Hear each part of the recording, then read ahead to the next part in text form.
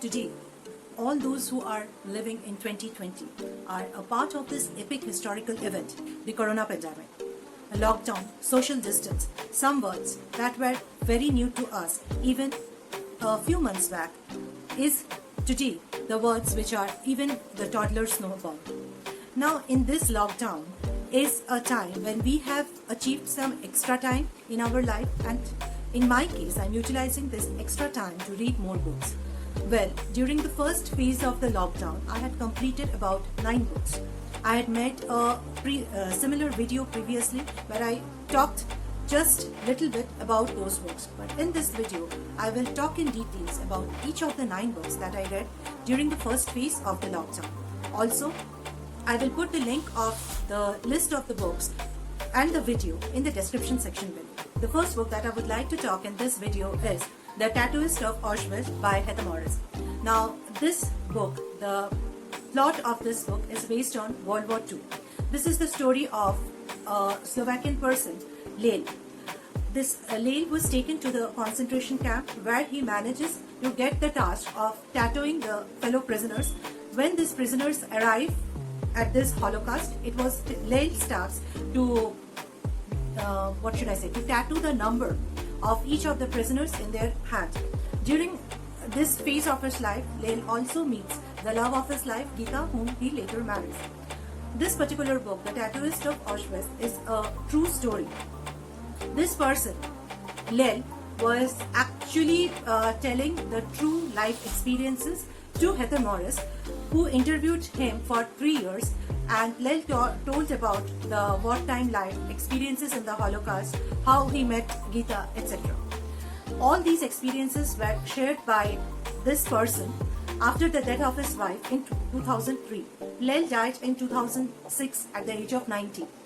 When you read this particular story, The Tattooist of Auschwitz, you see real life character moving before your eyes. So strong is this particular story.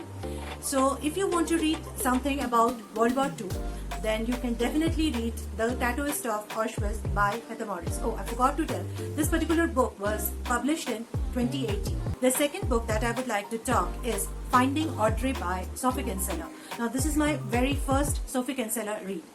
Finding Audrey is the story of Audrey, who is 14 years old, who is 5'9", who always wears sunglasses, and she never goes out of her home. This is because Audrey suffers from depression because she was once bullied by her classmates at school.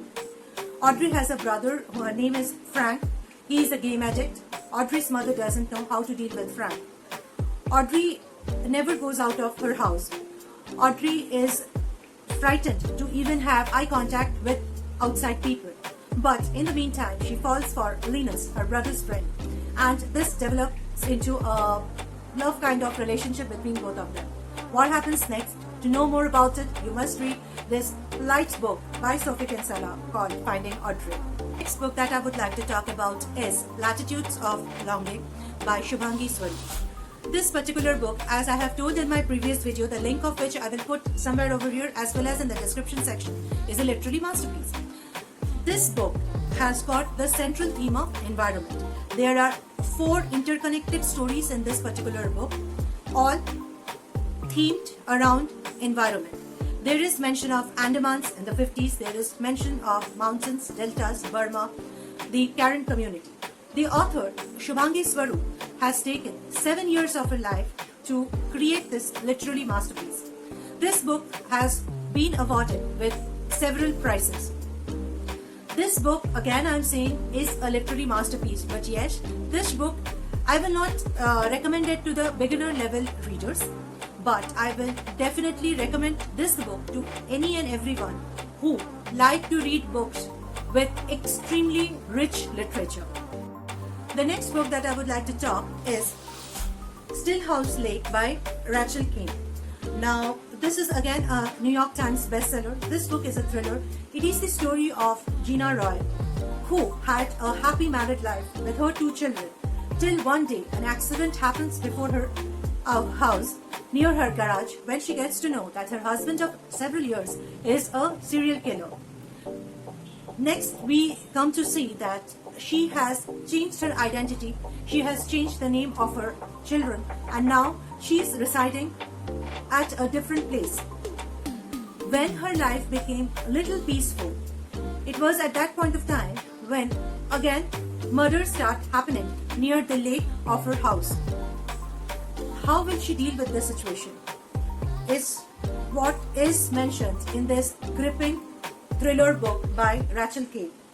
So if you are looking to read a thriller, then you can definitely try out Stillhouse Lake by Rachel Kaine. Another book that I would like to recommend to everybody who likes to read crime thriller is The Detective Diaries by Supratim Shankar.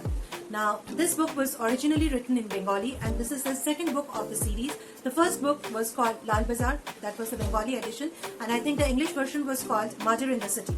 Put the link of that book also in the description section below. Now, this book is unputdownable. In this book, there are 11 stories. It talks about the different crime cases that has been solved by Kolkata police before independence. Means the first story that I read was during 1940s. From then till now, it talks about the crime that is very much prevalent in modern day society. Again, I strongly recommend this particular book. This book is something in itself. Another book that I read during this period was And the Mountain Echo by Khaled Hosseini. This is the third book by Khaled Hosseini. This book is written in a different technique than the previous two books by Khaled Hosseini, The Kite Runner and Thousand Splendid Sun. Both those two books were character-driven novel. In this particular book, the central theme is sibling relationship. The story centers around two siblings, Abdullah, who is 10, and his 3-year-old sister Pari. Their father, Nabi, sells Pari to a childless couple. Now, there is again a story about the children's stepmother, Parwana, and her sibling, Masuma. Also, there is a story of an Afghan-American doctor, Idris, and his cousin, Taimur. Now, the entire novel spans around a period of 50 years. This book I found extremely descriptive. There are different stories that are told from the point of view of each characters. This novel, I found there are too many characters and there are too many stories and extremely descriptive. So as a reader, I was, what should I say? I found, at some point of time, I found when will I finish this particular book? Because I was not getting the grip of the tale.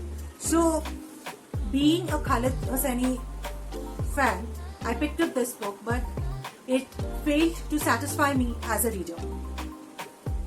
Now, the next book that I read, or I should say I reread, was The Alchemist by Paulo Coelho. You know, whenever in life you have some kind of setback, I suggest that everyone should read The Alchemist by Paulo Coelho. Every time as a reader I have read that particular book, I have gained something or the other. I'm sure most of you know that it is the story of a shepherd boy, Santiago, who goes in search of worldly treasure and wisdom. When he comes back from his journey,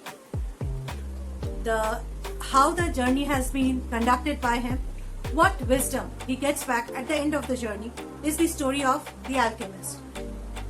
Books like Alchemist is a lifetime experience, and whenever, I'm telling you once again, whenever you are down in your life for something or the other, if you have little bit of extra time, then please read Alchemist.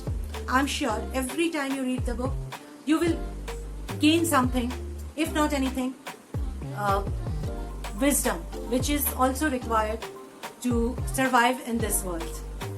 Book that I read during this period, which I was also talking on my Instagram handle and my Facebook page, was ABC Murder by Agatha Christie. Now, this is a very popular book by Agatha Christie. It talks about murder that happens alphabetically with names and places of persons who are selected alphabetically. Hercule Poirot has been challenged by the murderer every time the murder takes place to find who the murderer is. Now, you know, Agatha Christie wrote books about 50-60 years back.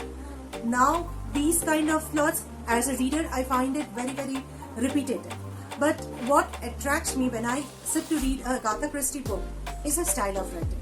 Once you begin, and these books will hardly take you a day or two to read if you are an avid reader.